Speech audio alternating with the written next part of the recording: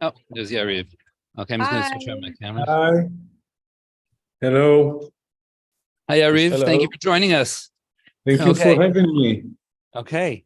So my name is Rabbi Mordechai. I know it's late, not late night, but it's what, about 7:30 or so for you guys. So thank you so much for taking time out of your evening. So we're very excited to have this discussion, debate, whatever. I'm just going to remind everyone I have the mute button. So keeps it's things an important point. It's a very important point. Yeah, you know, I took part in it. I'm going to be looking at Lauren, and if she's like waving like this, then I know I'm going to hit that button. So it's on you, Lauren. Okay. I'll try not to be too obvious about it. Okay. Okay, great. So I guess the two main points here, or a couple of main points, is number one, to be very informative. You know, most of the people here really don't know about most of the points other than what we catch on like 10-second sound bites from CNN, which I'm sure does not do justice to this topic. Secondly, to have fun. And thirdly, you know, I guess civility. And I think those are three easy points for everyone to follow.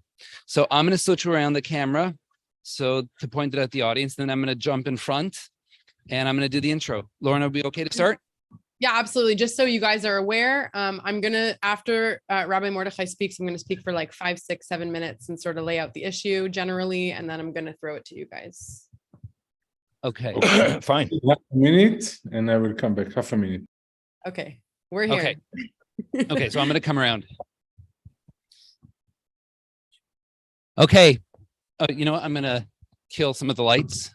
I just think Yariv needs a minute before he is ready. Okay, fine. Okay, I'm here. Okay, let me get rid of this. I'm Gadi. Okay, everyone, thank you so much. You don't hear me? Am I on mute? Oh my gosh, what do you do when your congregants are like funnier than you are? That's a problem. Okay. Thank you and welcome all again. This is, I think, the 5th, I believe, in the series of our Lunch and Learns, right? And they've been great. Our series has been phenomenal. We've had people zooming in from Israel and from the Ukraine, and we've had rabbis who've flown up from New York to talk about our work, and we've had, speak louder. Yes, that's right. My microphone does not work. My microphone only works for the people in Israel because my voice hopefully is loud enough that all of you can hear it in this room. So thank you all again. Our Lunch and Learn series is targeted to try to bring you intriguing, fascinating information that's pertinent and will make a difference to you. And if any of you have suggestions for future sessions, please, by all means, come let me know. Come let Shimona here know as well. And we'd love to consider whatever your suggestions are. So I do want to start also by saying thank you to our adult education team. Firstly, of course, to Shimona for the Herculean work she does. And to the other members of our team, to Jeff Silver, to Sam Markeshammer, to Sarah Perlis. So thank you guys for helping make this whole series possible. I also want to thank Lauren Izo, and we'll say a little bit more about you shortly. Lauren is our moderator, and she's really the one who made all this happen. So thank you, Lauren. Thank you. Special thank you to our sponsors, David and Shimona Petrov. And to those of you who do not yet know that you are going to be sponsors.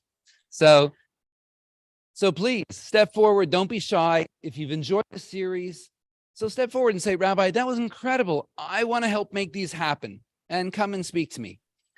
As well, if this intrigues you and if you like the programs that we offer, come to more of our programs and maybe even consider membership. That's also an option.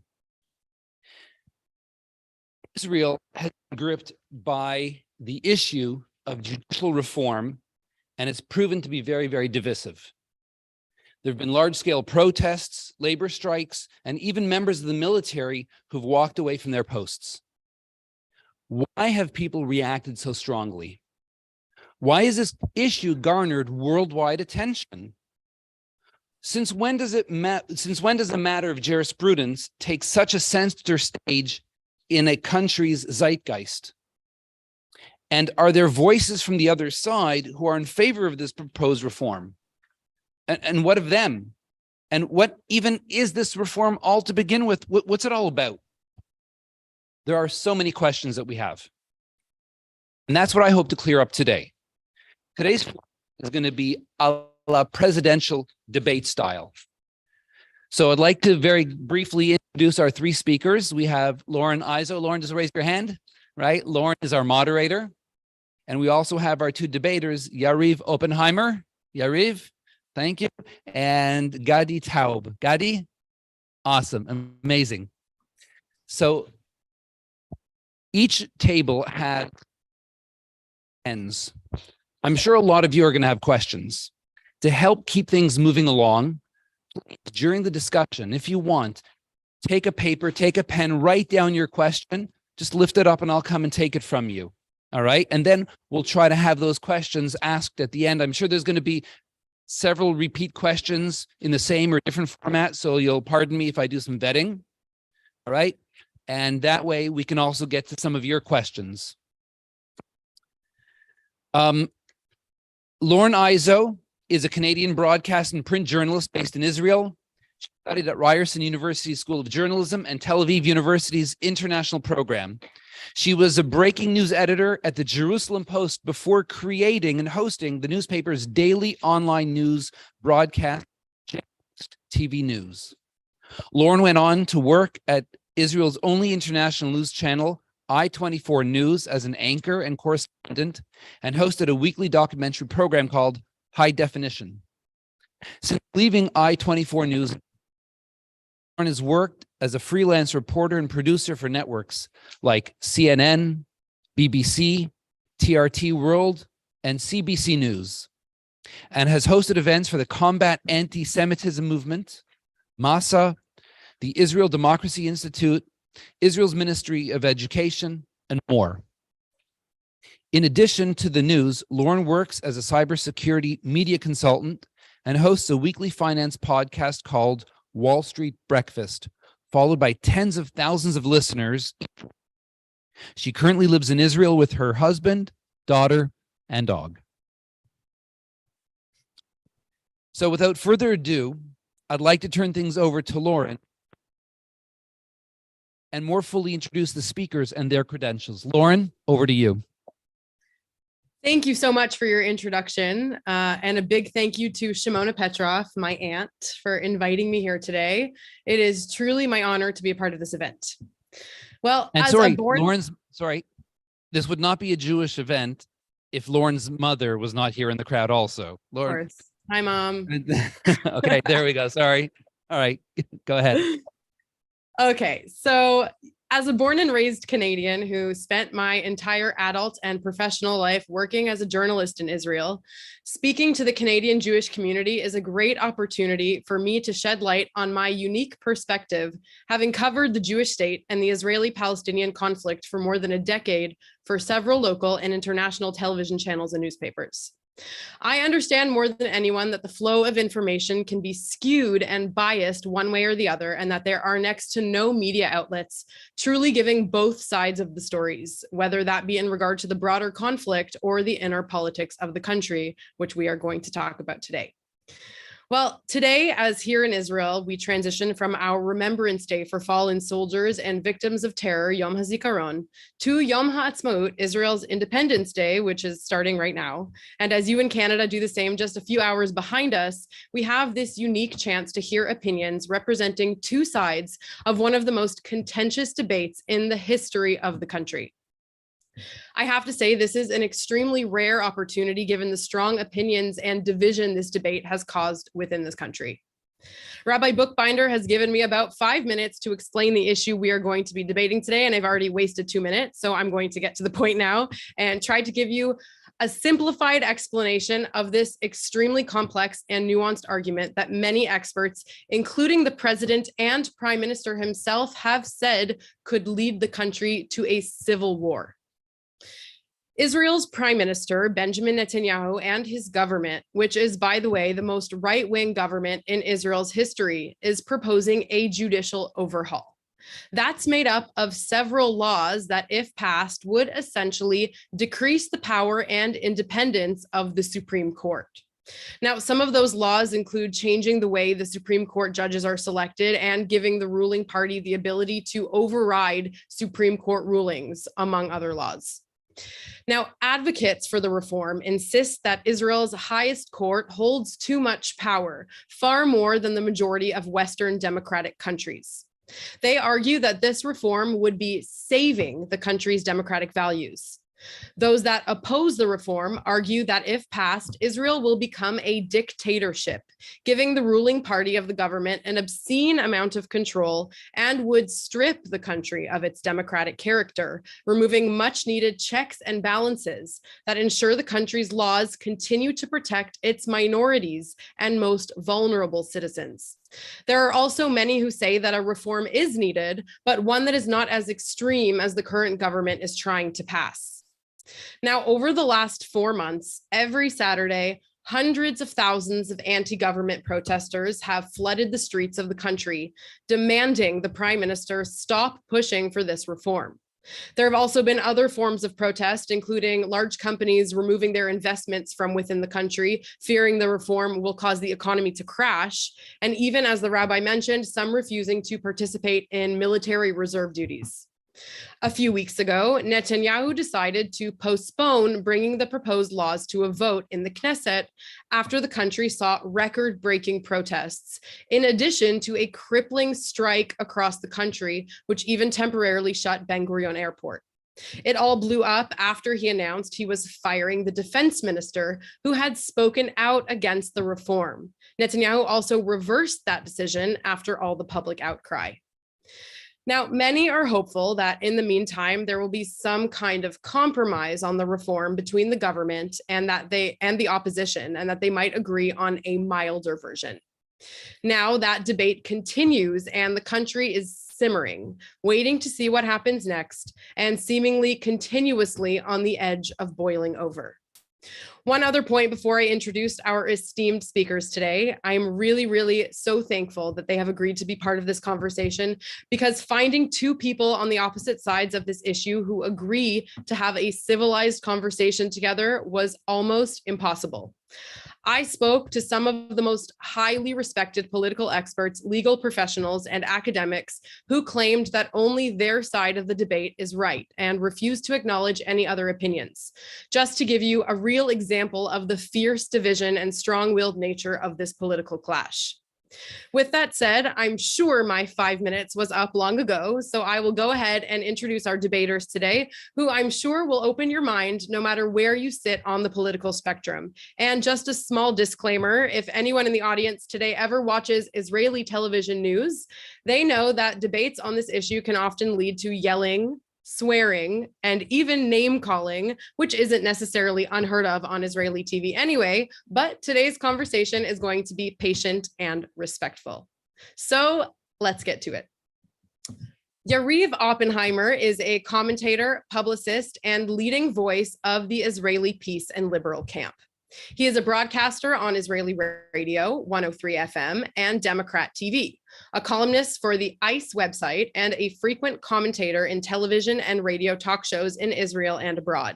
He's the director of the two-state coalition at the Geneva Initiative and a former director and spokesperson for Peace Now, where he is currently a board member. He holds a BA in law and public policy from Reichman University and an MA in civil administration from Tel Aviv University. He served in the Israel Defense Forces, the IDF, as a commander of new recruits and completed 20 years of active combat reserve duty service, almost exclusively in the West Bank, and he currently lives in Tel Aviv. Gadi Taub is a senior lecturer at the Fetterman School of Public Policy at the Hebrew University of Jerusalem. He holds a PhD in American history from Rutgers University. His nonfiction books include a collection of essays entitled A Dispirited Rebellion, Essays on Contemporary Israeli Culture, What is Zionism and the Settlers, and the Struggle over the Meaning of Zionism. He had a regular column in Haaretz until it was shut down for supporting the reform. He now has a daily political radio show on Galei Israel. His podcast, Gatekeeper, is the leading conservative podcast in Israel. Welcome to you both, and thank you again for being here. Thank you for having us. Sure. So I hope I laid out the basics of the issue as fairly as possible. I'd like to start with you, Gutty. If you could please start by explaining in your own words why you think this judicial reform is necessary. And in your opinion, what is it that the anti-judicial reform camp is getting wrong about the issue? And if you can please be as specific as possible about why you think the different areas of the proposed reforms are necessary. How long do you want me to speak for the beginning? Around 5 minutes-ish. All right. So the reform is, I don't necessarily agree with all its part, but it's very mild and it's not going to fix Israel's democracy. And one has to start with disabusing ourselves from the notion that Israel is in any way a democracy. Israel is a juristocracy. It has a Supreme Court like no other in the Western world. There is nothing the Supreme Court does not think it holds the final authority over: political, social, judicial, and everything else, including the writing of our constitution, which the court now demands veto power over. That is just the tip of the iceberg, because when you say that, your opponents say, oh, but they've just struck down 22 laws in all Israel's history. But that's, as I said, just the tip of the iceberg. It might help you to understand where we're standing if you know that the legal advisors to the ministers hold veto power over ministerial policy. And that although officially they're subordinate to the ministers, they really answer to the strongest person in Israel, who is the Attorney General, who is also the legal counsel to the government. As Shlomo Avineri, I guess the dean of our social science, a longtime Mapai kind leftist, has argued there is no office in the democratic world anywhere with the power that the Israeli Attorney General has. So this is the system which basically rules Israel. So and this is the system that has prevented democracy ever since the left lost power in 77. I know this because my parents are from the left. So the whole organization was in our living room. So I know what happened. The left lost power, and it really thought that we are going to be run over by the fascist hordes who are also Mizrahim. There's a very strong racist element in the anti-reform movement, which I can go back to later. But it's the panic of elites that we are going to be trampled over by these hordes. So ever since 1977, when Labor lost electoral power, it has been diligently transferring the centers of decisions outside of the parliament and the government to the bureaucracy, the Bank of Israel, the army, and especially the judiciary. This is the core of everything. So after a very long time, the other side, the downtrodden, this is a class struggle basically, has demanded enfranchisement, because they're enfranchised only formally and not essentially, not truly. And so the pressure for a judicial reform has been brewing for a very long time. I disagree with Lauren's introduction, because there are not hundreds of thousands in the street. I come from the left. I demonstrated with Peace Now. I know that they count limbs, not heads. So the numbers are always inflated, and the press is wholly on their side. But it doesn't matter. Even if there was 500,000, what stopped the reform was a coup. Israel just went through a coup. The army and the police informed the prime minister that they will not obey the elected executive. And this is what stopped the reform. Nothing else. Everyone was prepared for all this noise and for the press and everything. But the prime minister just realized there is no state under him. And the elites in all their sectors just stepped out of the shadows and demonstrated who the proprietors are. And they brought us to our knees in a humiliating way, by the way, in a destructive way, which will in the future erupt volcanically. I don't know how to warn my friends on the left that they've just committed a terrible mistake from their own point of view.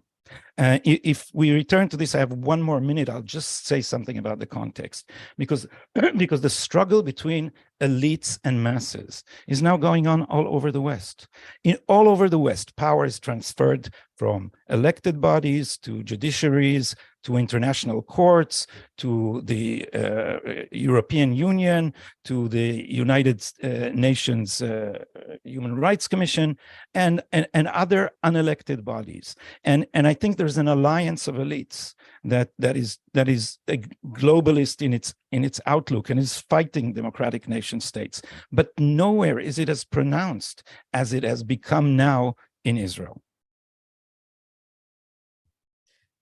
Thank you, Gadi. Yariv, would you like to respond to that and lay out your opinions on the issue and what you believe should happen with the judicial reform? Yes, of course. Thank you for having me. Thank you, Gadi and Lauren. It's good to be here, and happy Independence Day. I believe that there is a tension from day one in Israel about the Jewishness versus democracy. And in this tension, the judicial system need to help us find the balance and to make sure that Israel is not just a Jewish state, but also a democratic one.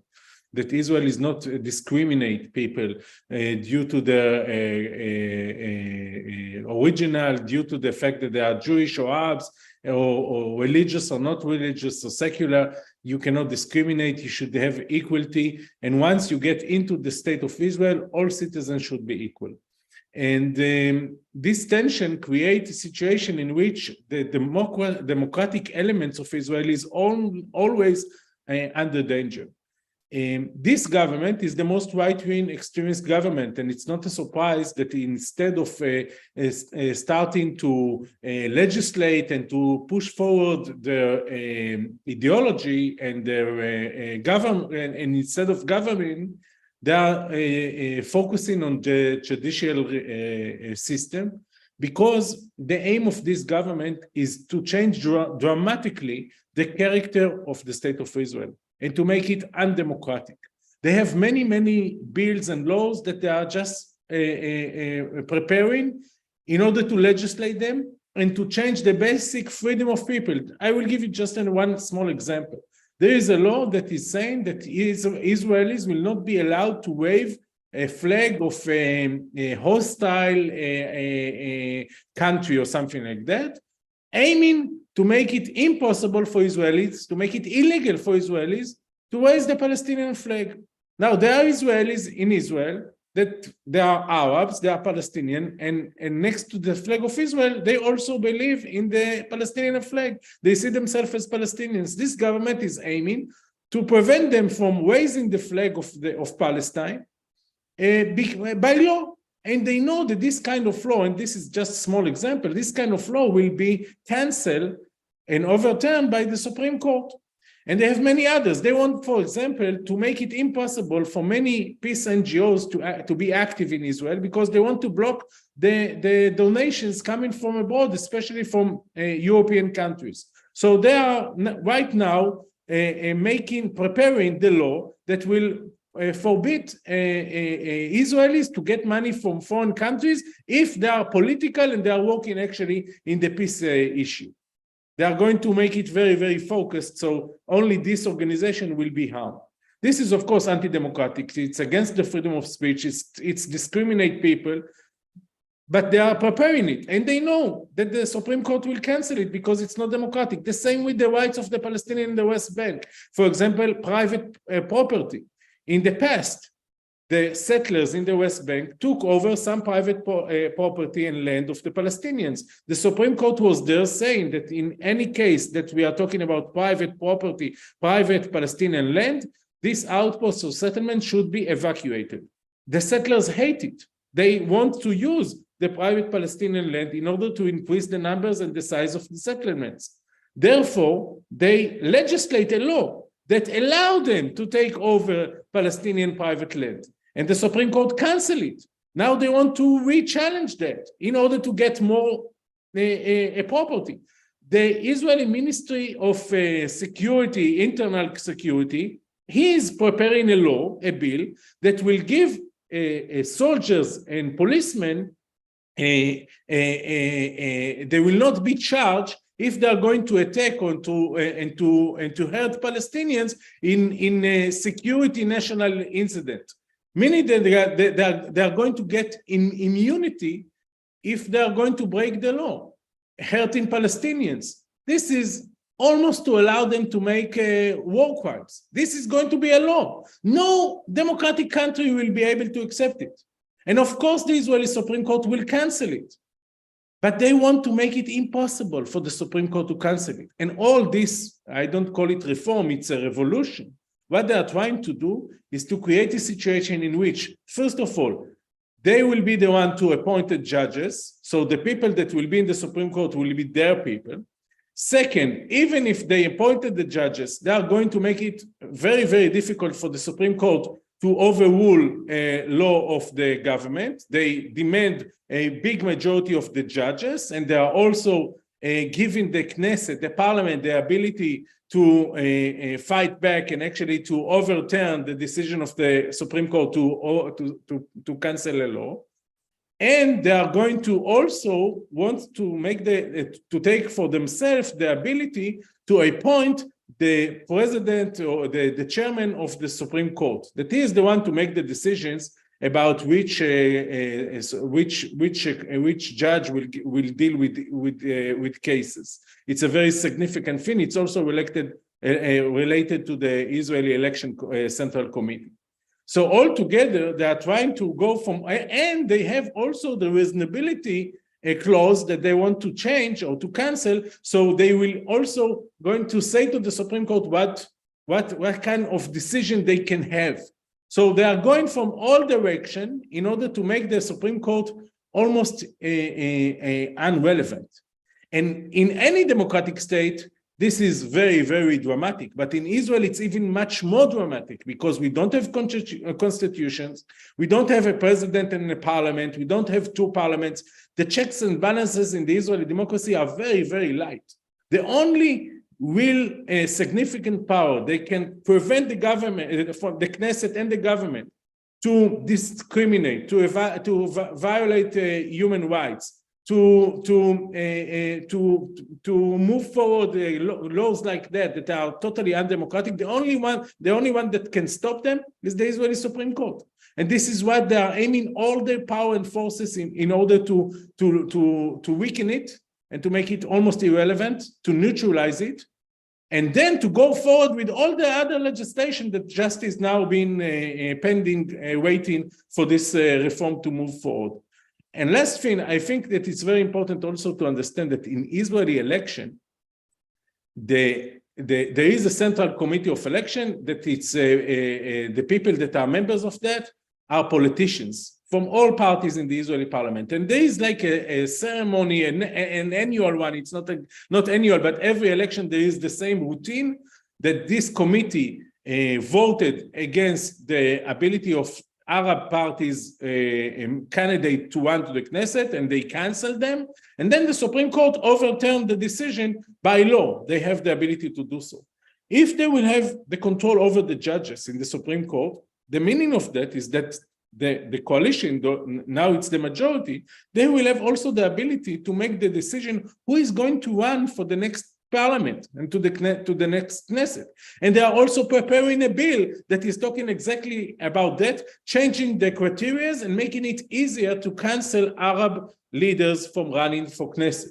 So if it will be a successful move, it will be brilliant for them, because then they will cancel the Arab members, the Arab candidate that are trying to run to the Knesset. And then the Arab population, 20% of the Israeli population, will boycott the election because their representative is not allowed to run, and they can win over and over again. And who will stop them?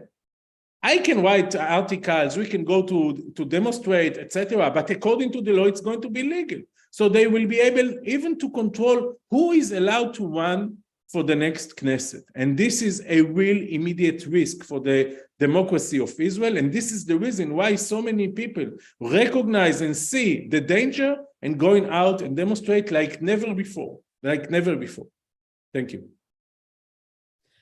Thank you, Yariv. A lot of good points from both of you. I just want to clarify one thing you said. You mentioned the reasonability clause, and I just want to explain to our audience exactly what that means. Essentially, the Supreme Court has the ability to overrule on laws they feel are unreasonable, and that's happened, a handful of times throughout history, and that's part of the judicial reform that they want to take that power away from the Supreme Court.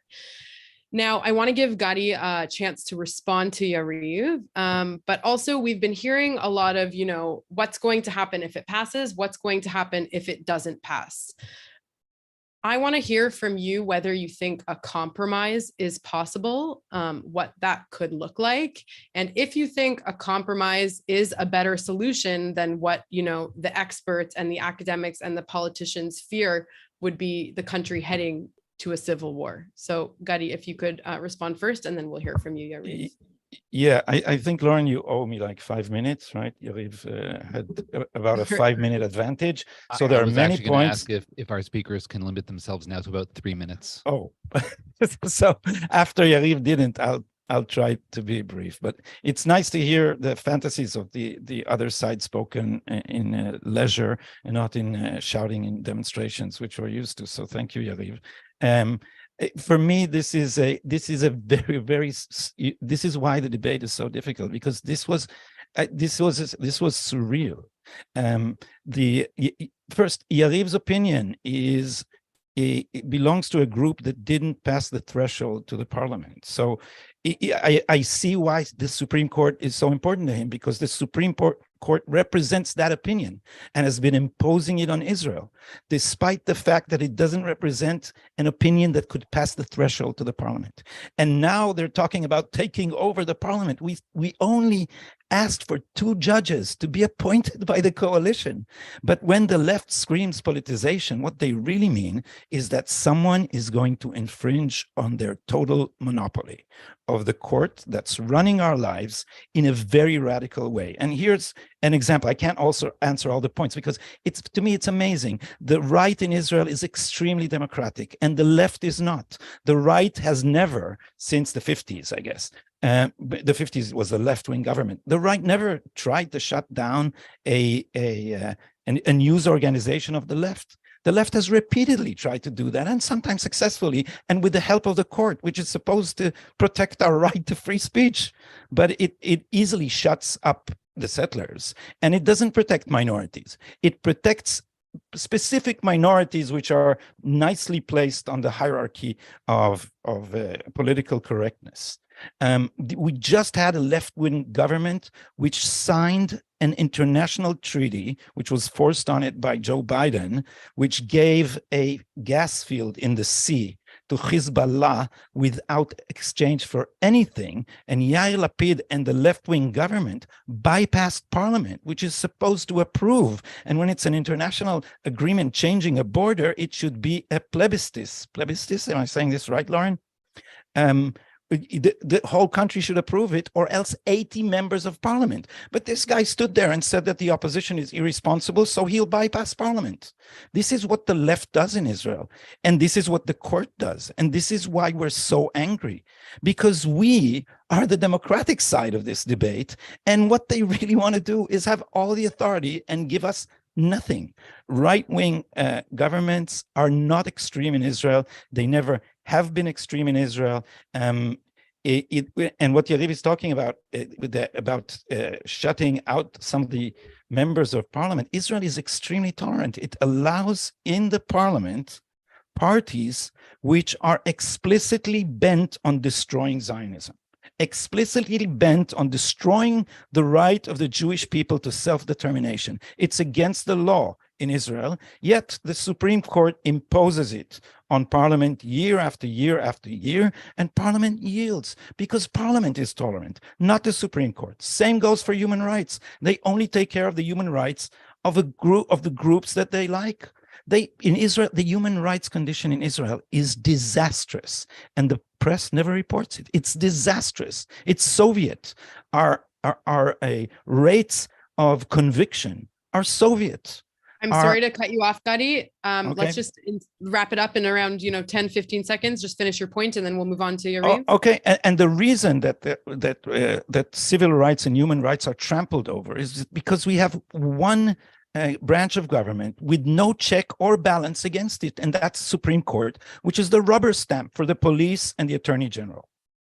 Thank you, Gadi. Yariv, would you like to respond? Yes, the Supreme Court in Israel, I wish it will be the case. When I hear Gadi, I become so optimistic about democracy and about my political camp. This is not the reality. The reality is the Supreme Court in Israel allow the government to do almost everything, including things that will never be accepted in other democracy. For example, to destroy houses of families of people that act against Israel terrorists.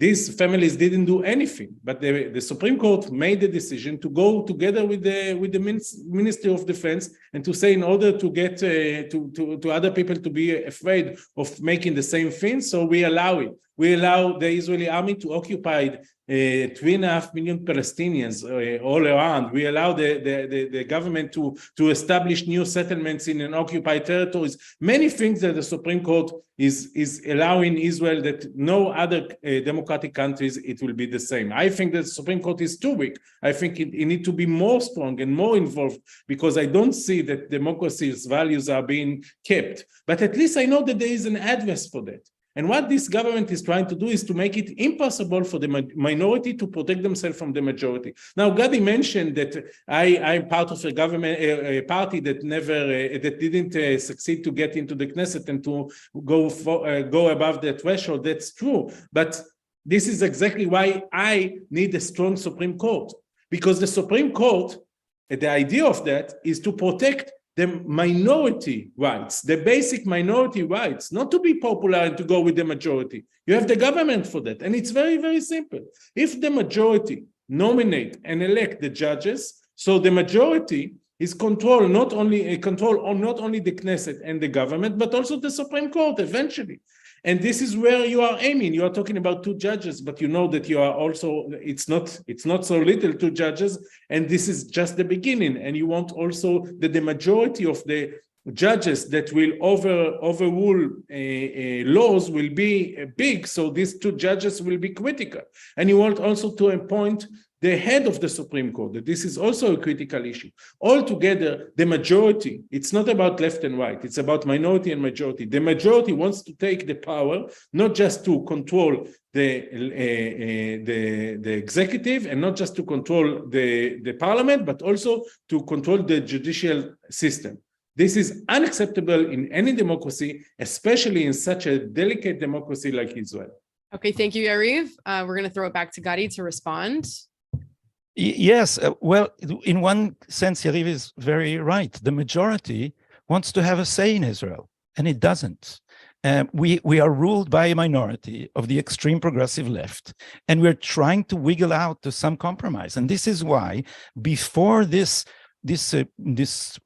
riot erupted, most of the Israeli public, including on the left, was for more or less this judicial reform. It just became part of the anti-Bibi crusade. And now I'll say just one important thing, because the talking point of the anti-reform movement is that in Israel there are no checks and balances. This is a talking point. This is not a real argument, because in Israel the problem is the executive is too weak, not that it's too strong. And this is why parliament takes down governments so often, 4 times in the last 4 years. It's just that our legal our jurist professors have installed this jargon where the Supreme Court is just a check, not a branch of government. So nothing makes sense. But look at other democracies. There is no democracy in the world that is ruled by jurists like Israel. No democracy. And so Israel is not a democracy. It's just a lie. And one last thing, the organ of government which in Israel really protects rights is actually the Knesset. The Knesset has made very humane rules for many things, which the judiciary just ignores. Not when it comes to Arabs, but when it comes to weaker Israelis, when it comes to the south of Tel Aviv, when it comes to settler, when it comes to the religious and the anti-Semitic sentiments of the progressive left in Israel. Thank you very much. I want to sort of, move the direction of the discussion to what is going to happen realistically moving forward. Do you predict that this reform is going to pass, that the government is going to fall, that there will be some kind of compromise? We've gone through so many cycles of elections, as you mentioned already. What is in store for the country? Gadi, go ahead, and then Yariv, you'll respond after. Thank you. It's my hope that Israelis will come back to their senses, and since the majority of them want some reform, I hope there would be some negotiations about a real reform. The problem is that the juristocracy has vacated parliament from any meaning, so nobody cares what the opposition says. Actually, in reality, the government is negotiating with the proxies of the Supreme Court, and nothing the opposition says can be meaningful if the Supreme Court threatens to strike down a reform that tells it not to strike down a reform. And then what happened is that they and irresponsible generals have basically torn apart the state of Israel, not Israeli politics, but the state. We are now in a failed state where it is unclear who controls the army and the police. This is where we are now. And this is what they did. And this is why the debate is so fierce, because we're really angry. They have torn apart the common state which we are supposed to live together in. And they did it recklessly, and with the whole campaign of lies, but also they've once you have, and this is all elite units, so it's the same social divide in the army. The combat pilots and the elite units have said that they will not obey the government. And the most heartbreaking thing was a mechanic who came on Israeli radio and said, an aircraft mechanic, and said, let the pilots fuel their own planes, because they've just demonstrated to me that my vote doesn't count. We have a 64 majority in parliament. That's the 60 is the middle, 64 majority, and they've shredded our ballots once again. So I call on my friends, don't refuel their planes. It's now their problem. It's their state. Let them put their own bombs on their own planes. It turned out later that himself is a mechanic on a secret unit, and what he said was not exactly precise, but it went viral within 20 minutes. And this is what they did. They've torn apart Israeli unity. And now we have the sentiments of a civil war among elites. I don't think the general public hold them. Okay, thank you so much, Gadi. Yariv? It has been only 3 months since this government started to work, and it's looked like a very long nightmare. And you can see eventually, you see the results. You see what happened to the Israeli economy, what happened to the Israeli society, and what happened to the Israeli unity, and what is going on here in Israel. And it's not the people that are protest to blame. It's the people that are legislate to blame. These are the ones that are bringing Israel to this very, very difficult days and moments in all aspects. You can talk with Israelis, even people that voted for Netanyahu and his parties, and you can hear how stressed they are, how upset they are, and you can see it in the polls. Gadi is talking about majority. First of all, in the election, it was almost a tie, and technically, because of the party that I was part, they got 64 instead of almost 61. It's almost a tie in the Israeli parliament. But let's leave us aside. You see today the polls, they are losing every day. They are losing people, and they are losing votes for the bloc that I'm part of, because people are not happy with that. People voted for this government to get more security, to close the gap between rich and poor people and strong and weak area in the country. This is exactly what this government should do. But they are not aiming for that. They are aiming to get an unlimited power, and then they can go further with the most extreme right-wing legislation that is maybe Jewish as they see it, but it's not democratic. This is destroy the democratic element of Israel. Now, where we are, what will happen next? There is the negotiation in the house of the president. I'm very, very worried about it, because first of all, it's discreet. We don't get the information. It's not being written. People don't know exactly who are the people that are negotiating, and this is a very dangerous thing.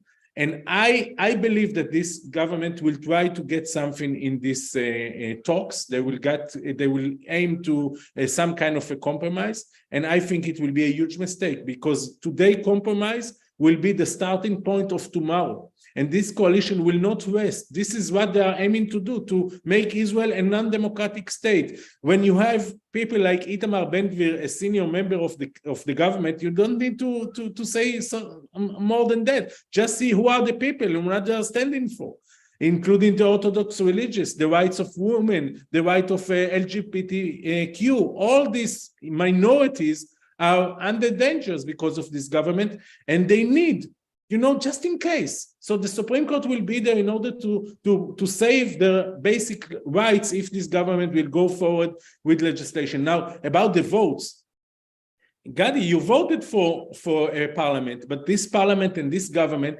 they allowed to do many things. They can open a war, they can sign a peace treaty, they can raise taxes, they can lower taxes, they can do many, many things, but they cannot do everything. And this is democracy. In democracy, you got checks and balances. And if you thought that Yaniv, I think you've hit your 3 minutes now. If you thought that you are voting for a government or Knesset that will thank you, cancel Yaniv. democracy, it's Thank not you. the case. Thank you. Okay. I do want to get to some of the questions that came from the audience here. So I want to thank both of you. I'm going to ask for short, concise answers, and try to also please make your comments addressed to the questions that are asked. I'm going to lump some of these questions together because, not so surprisingly, many people asked questions that are very similar. So here's one: would the best outcome of this conflict be the establishment of a constitution in Israel? Gadi, yes or no?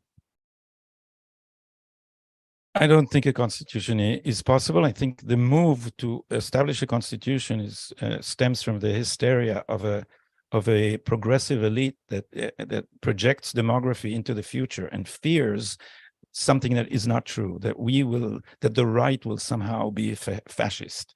And so they want now to somehow make their power permanent through a constitution. But a constitution can't be given without consensus. Okay, thank you. Yaniv? I wish it will happen, but it's not realistic when you see this government. It will not go for it will not go for a constitution, a real one. Okay, thank you. Yaniv, do you agree that there are reforms that are needed for the Supreme Court? And if so, what would those be? No, I believe that we should go to the other way. I think that when you see the names of the new judges that were appointed in the last few years, it's much more conservative. It's not the Supreme Court that I know from 10 or 20 years ago, and I'm afraid that it's going in the wrong direction. I don't want to see even one thing change into the direction of Gadi, the opposite. I want to see more strong and independent Supreme Court, that the politicians are almost out of the process of nominating judges. Okay, thank you. Next question. Has Israel reached an existential moment to be a Jewish state or a democratic state like all other Western countries? Gadi. There is no contradiction or even tension between a Jewish and a democratic state more than there is between an Italian and democratic state. Because in Israel, Judaism is not the state's religion. We don't have a state religion. It is the state's national character. So it's very much like other democracies. And the fact that it's Jewish stems from the fact that it's democratic, because when you have a large Jewish majority, then when they exercise their right of self-determination, they will choose Shabbat for their day of rest. Okay. Yeah. If I may just to react, of course, there is a tension between democratic and Jewish. 20% of the Israeli population, Israeli citizens, they are not Jewish. So they are not part of the Jewish nationality, and they are citizens of the state of Israel. What is their rights? The private rights and the rights as a collective. So there is a tension, we feel it all the time, and this is one of the reasons they are moving forward with this reform. Okay, so the next question here says, you say that the right wants to take the ability to appoint justices so that they can perpetuate their agenda. is it not true that the current process for appointing justices favors the left, and most importantly, the Knesset is the legitimately elected government of Israel, while the court is unelected but self-perpetuating? Please explain how the current court is selected. Yarid, let's start with you, and then Gadi, you can respond. Today we have a committee of 9 representatives, a mix of politicians, judges, and representative of the lawyer. How do you call it? The lawyer, the lawyer union. And the main issue here is that in order to appoint new Supreme Court judge, you need 7 out of the 9, meaning that you need to find a consensus. This is the reason why the judges has the veto power and the politician has the veto power, and it's a very balanced way. And this is why we see that sometimes you've got a conservative judge and more liberal judge being appointed together. I don't think it's the best, but this is what we have, and I think it's okay. They are trying to make it actually to make it much more politicized and to allow the majority not just to elect the prime minister, but also to elect the judges, meaning that the majority will elect the people that they want, and the minority will not have the ability to protect itself because the majority is electing not just the government, but also and not just the parliament, but also the judges. By the way, Netanyahu and Yariv Levin adopted that, and they are saying it now out loud. Thank you. Thank you. Gadi? One quick response to the Jewish democratic question. There's no more tension in Israel than there in other nation states except immigrant societies. All European nations have national minorities, and there's a way to protect their rights. As for the composition of the court, the judges have a veto power. The political veto power doesn't matter much because politicians change and the judges stay. So it's not a coincidence that the real way the court is composed is always to the satisfaction of the judges. So all their nominations, almost except one, which is conservative and lightly conservative, are of the extreme left and are all activists. I'll say one more sentence. The court has fought tooth and nail to exclude Mizrahi Jews, tooth and nail. About 13% of the judges represent 50% of the population, and we have the records. We know what they said. Okay, thank you. One last question, which is that there has been some hinting through the media that there might be religious overtones to this debate. Is the current debate also at heart about the religious versus non-religious and the secular? Is that the heart of the debate? Gadi, can you answer the question first, and then Yariv, you can respond. Look, the whole debate, I think, is skewed. What the reform will do is transfer more power to elected representatives. We don't need nannies. We want the citizens to have sovereignty. Now, the religious are a minority, so the fear that this will be a halacha state, a theocracy, is ridiculous. What we have now is a minoritocracy. Small parties can extort incredible leverage from the majority. We want to strengthen the majority, which is moderate, traditional, Jewish, and tolerant. Thank you. Yeah, we are talking about sovereignty versus liberty. And yes, the secular people in Israel, they need to fight over their liberty, to be able to live their own life, and no one will get into and will interfere. And there is a tension here. And this is another reason why so many people that are they believe in human rights, but also in freedom, they are in the bloc that is against this reform, because we see the danger. This is it's a religious government. You see the bills that they are preparing, and it's going to aim us as well. What bills? So in order to protect our ability to freedom, we need a strong Supreme Court, and not a Supreme Court that is being controlled by the government. Thank you both. Thank you so much. Lauren, thank you so much. This has actually been very, very informative and amazing. So I think we should wrap things up here. Lauren, would it be possible maybe if the members here, if they had additional questions, would I be able to forward them to you? And maybe, yeah, and then maybe you'd be able to get responses and, you know, have that dialogue. And Okay. thank you so much for having me. It was really a pleasure. Thank you.